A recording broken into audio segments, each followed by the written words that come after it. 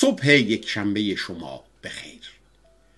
یکی از من پرسید فیض ارزون و فیض گرون چیه؟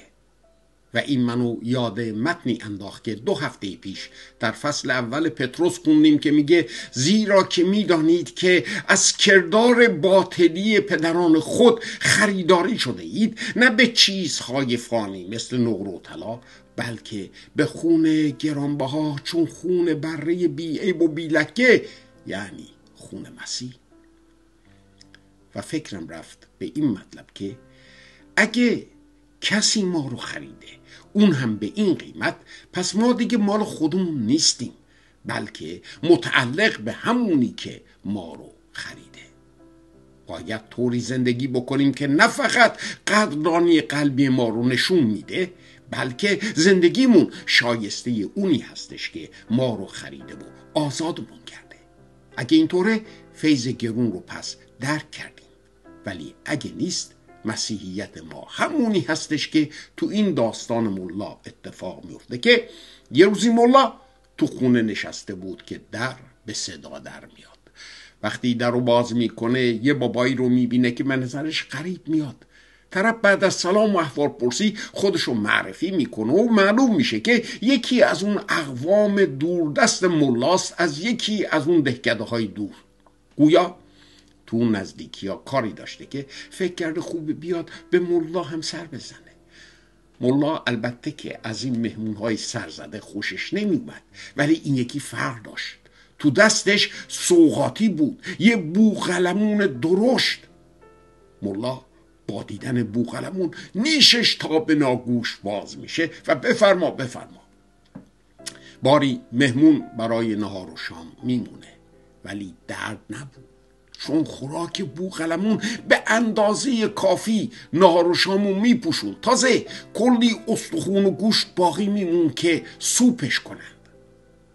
روز بعد خویشاوند دوردست خداحافظی میکنه و میره و ملا خوشحال و خندون از این که کلی گوشت استخون بوقلمون باقی مونده که در طول هفته بخورند.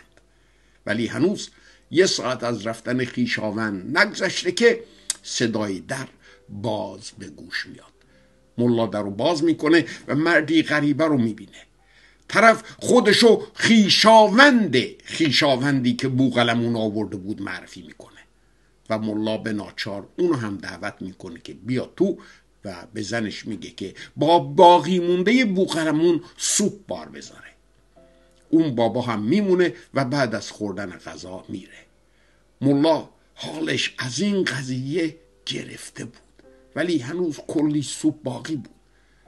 ولی خوشحالیش زیاد طول نمیکشه و در باز به صدا در میاد. یه غریبه پشت دره و خودشو اون خویشاوندی که بوقلمون آورده بود معرفی میکنه. ملا چاره ای نمیبینه. اون بابا رو هم دعوت میکنه که بیا تو و به زنش میگه که آب سوپو اضافه کنه. اون بابا هم میخوره و میله. ملا از این وضع دیگه دماغ گرفته بودنش که باز در به صدا در میاد و یه غریبه دیگه دم در و خودشو خویشاوند اون خویشاوندی معرفی میکنه که بوقلمون آورده بود.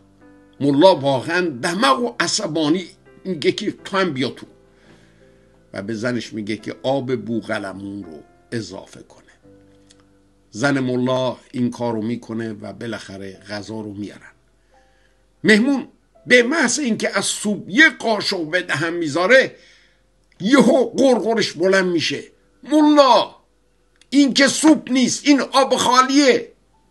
ملا در حالی که عصبانی لبخند میزنه نه عزیزم، این سوپ بوقلمونی هستش که خویشاوندمون آورده بود. فیض ارزون اینه.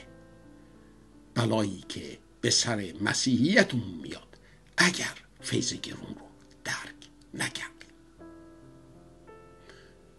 به دیسیپلین فیض.